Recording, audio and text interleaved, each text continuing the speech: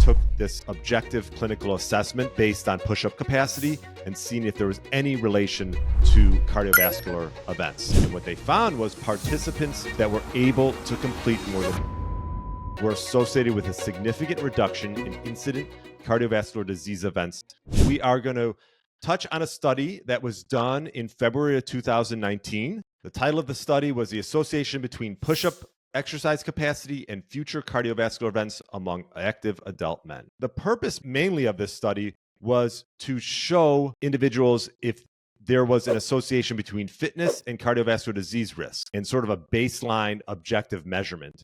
And they used push-up capacity as that measurement. So the nice thing about this is we can do this at our home, anywhere, in our office. And even if you can't do one push-up, you can start with your knees and work your way up. I love to put my clients through this test every so often just to get a feel of general strength, because obviously no cost, you don't need machinery, sort of a simple measurement, and maybe try it every month to see where you're at. You can start from your knees and slowly work off your knees. But either way, love sort of how they took this objective clinical assessment based on push-up capacity and seen if there was any relation to cardiovascular events. And what they found was participants that were able to complete more than 40 push-ups were associated with a significant reduction in incident cardiovascular disease events compared with those completing fewer than 10 push-ups.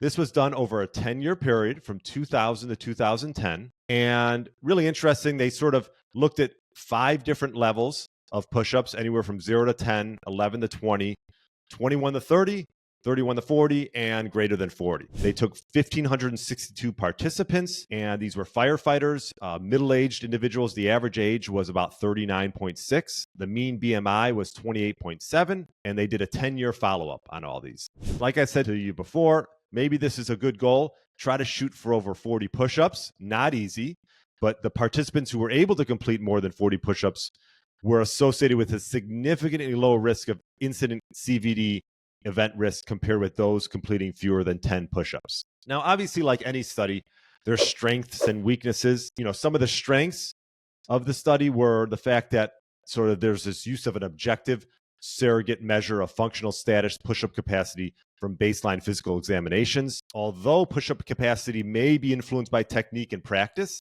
the use of a standardized protocol for push-up performance by clinic staff would minimize the effect of technique on capacity. They were monitored and measured objectively the same way every time they did the push-ups. Some of the limitations, for example, the study assessed the association between push-ups and CVD events. The results do not support push-up capacity as an independent predictor of cardiovascular risk disease. The study cohort consisted of middle-aged occupational active men. So the study results may not be generalizable to women, older or non-active persons, or other occupational groups, or unemployed individuals. So obviously there's always limitations with studies. These were middle-aged men, but I think in general, we can understand that a way to assess strength could be a lot of different ways, but something like this as a push-up capacity is a great place to start. So participants were able to complete more than 40 push-ups, were associated with a significant reduction in a cardiovascular event.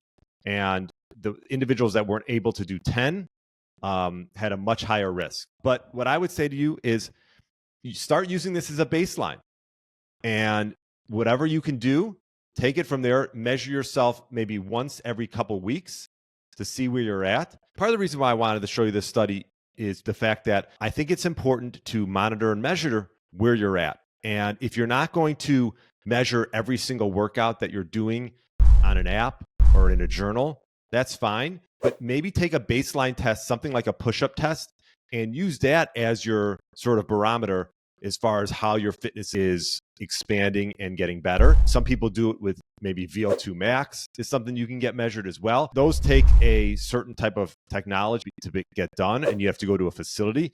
This you could do at the luxury of your own home, and it's sort of a great way to see how your advancements are coming. I like to use this for my clients. Also like to use DEXA scans as well.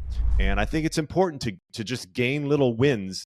Those will be motivating for you to take further action and to keep working on your health and fitness, because it's all about building momentum. And if you can see advancements in push-ups, I think that this can sort of spur you on to be active and healthy and eat well and sort of create this snowball effect that'll lead to a lot greater things than just increasing your push-ups. So that's all I wanted to touch on today. If you want my step-by-step blueprint on how to get your body back to what it once was 10 to 15 years ago without rearranging your life, click the first link below.